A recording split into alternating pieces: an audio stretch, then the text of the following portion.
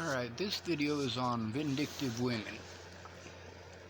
Nearly all of the women that I've had to deal with, that I've helped move out of abusive relationships, have not come forward about it. This tells me that chances are pretty good that they're not telling the truth. The fact that so many women, after telling me their sob stories to get my help, they didn't need to give me sob stories, they just needed to ask for help. The fact that so many of them didn't come forward about this really tells me that there's a major issue. Vindictive. That's the word that we use. See, we teach women how to be vindictive. It's not that men and women are so different. It's that public opinion of men and women are so different. We like to just assume that the man must be wrong in every case. It's the man's fault. It's the man's fault. Huh. If he really did those things, take him to court. If he really did those things, you take him to court. With Jamie, I got to see the bruise that covered half of her body. So did her son. Now, after Natalie's death, after Jamie pulls this stuff to get me to go up there and help her move, myself and Todd Rust, who is obviously a fake Christian, well, he really did do those things. In that case, he really did those things. Todd Rust can verify this, but he won't because he, like many other idiots, is stuck on Jamie. Otska, if Jamie asked for his help, Otska would probably be right there. This is a guy who she has historically had nothing good to say about. There's a guy named Hayden McCall. Now, Hayden McCall had a girlfriend, and he went and ditched his girlfriend to go hang out with Jamie. And Jamie had just gotten together with James, and it was a game to Jamie. She got herself a violent man. A man with a history of violence. A history of bullying her for years and years and years. Now, when it comes to what happened to Natalie, you might think these are two separate cases, but no, they are very much hand in hand. See, when I was going to rescue Miss Natalie from her family, who were pushing her to the point of suicide in 2016, I turned around on that trip to go rescue Jamie from a man who was beating on her. Now, did Jamie call the cops like she should have? No, she did not. Instead, she complained to me that she was scared because she lived in the same town as James. So, she blamed me when he came and hunted her down to her house. Came to her house. He stalked her to her residence, and she blamed me. She didn't blame him, she blamed me. So I did the only thing I could do. I spoke out. I repeated the things that she had said to me. And she should have come forward about it then. See, instead of blaming me because this man who beat on her showed up at her door, she needs to blame herself for not taking it to the police in 2016 when it happened. September of 2016 is when this happened. Nearly all of the people who have the picture of the owl, when I rescued that owl, That date is easy to remember because that owl is time stamped and date stamped. That was the night that I stayed the night at Jamie's new apartment. Now, Jamie likes to talk about how she did it all herself. She didn't. Todd helped her move. 2 of her coworkers helped her move. I helped her move. Her friend Trevor and I can't remember the other names. Yes, Clyde McNitt helped her to get the money to move into the new apartment.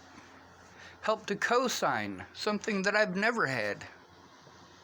See, we tend to coddle women who are vindictive, who tell those stories for attention. A lot of Jamie's stories are bullshit.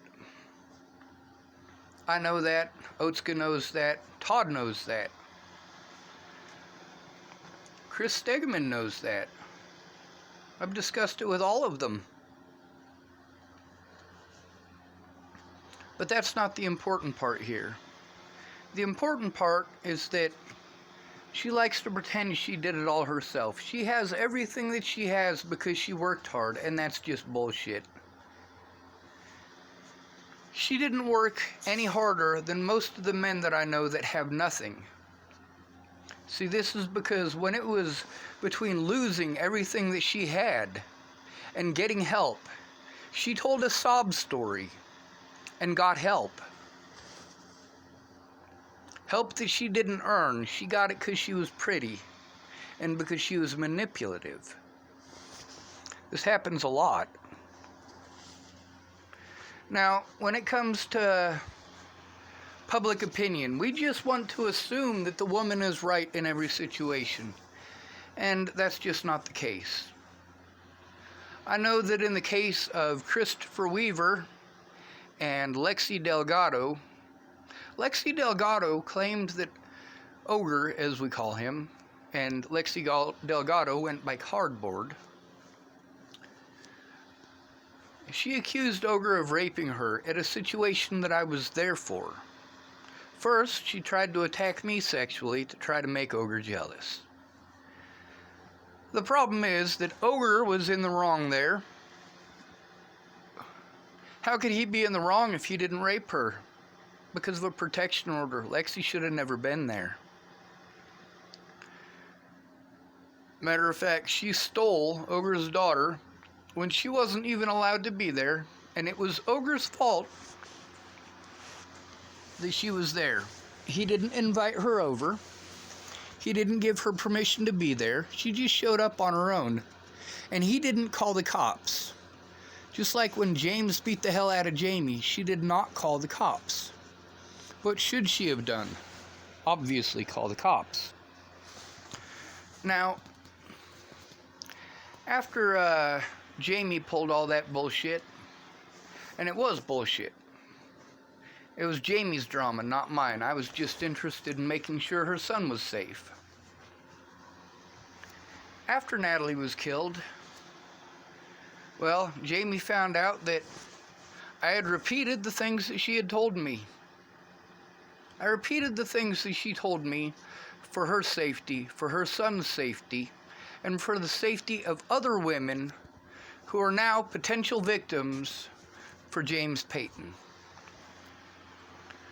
Now, not only did she let him go, but she made excuses for his bad behavior. You guys want to talk about my bad behavior? I didn't beat on any women. No spousal abuse on my record. Do you know why? Well, that's because I've never had a spouse. I try to avoid vindictive women, and most women in America are vindictive. You want to pretend I'm sexist for saying this? No, I'm not. This is what we teach them. I don't blame women for the things that we teach them. I blame them for not breaking free of the mold. Jamie has had more help in her lifetime than most men I know have had. Any 5 men combined, matter of fact. Now don't get me wrong, I know lots of men who come from rich families and get lots of help from their parents, lots of help from their siblings. But the fact is, we don't help men on the same level that we help women. We don't believe men on the same level that we believe women. Meanwhile, statistically speaking, men are more honest. Hard to believe, isn't it? But you don't see those statistics blasted all over the place, do you?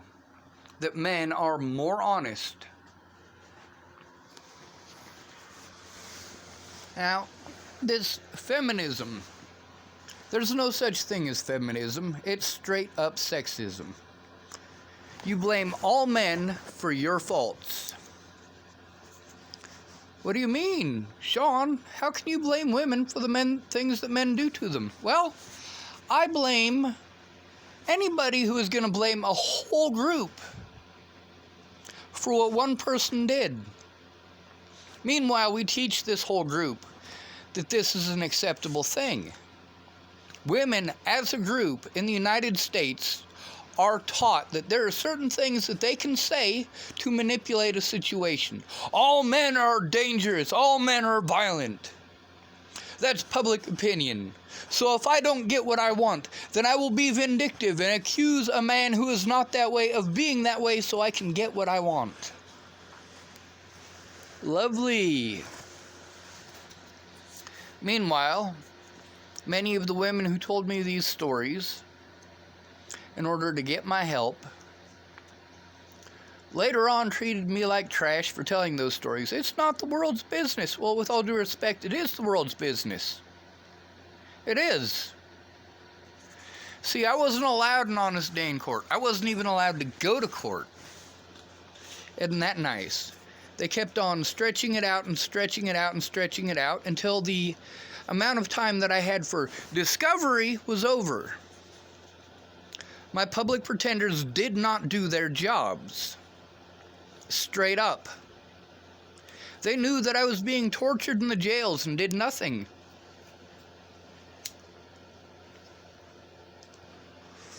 Every one of my public pretenders did more to help the prosecution than they ever did for me.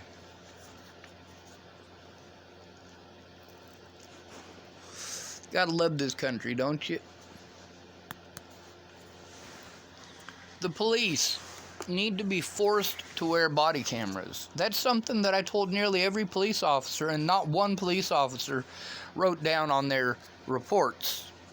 At the same time, not even one of these police officers allowed me to make a report. None of these officers would look at the evidence. These officers instead went out of their way to lie. Imagine that, police officers lying. Oh, that never happens. We gave them a badge. They're Jesus now. Really? That just makes you stupid. It's kind of like Christians. Todd Rust is a pretending Christian. See, when he wants something, he says, in the name of Jesus. People like to help their own groups. There are lots of women out there who have actually been through this shit. When they hear a story about this shit happening, they want to believe it, whether it's true or not, and they'll help out those people. They will help out women in specific who have gone through it, because there's no way these things could ever happen to men. The same thing with Christian community. It's not God that helped you. It was Christians who helped you because you pretended to believe in Jesus. We got to see this out of the entire Bollinger family. While I am being tortured physically, financially, and of course mentally, it's acceptable because I have a penis, because of my age, because of my gender, because of my looks. I'm not allowed an honest day in court, and they get to use court dates where I was illegally prevented from going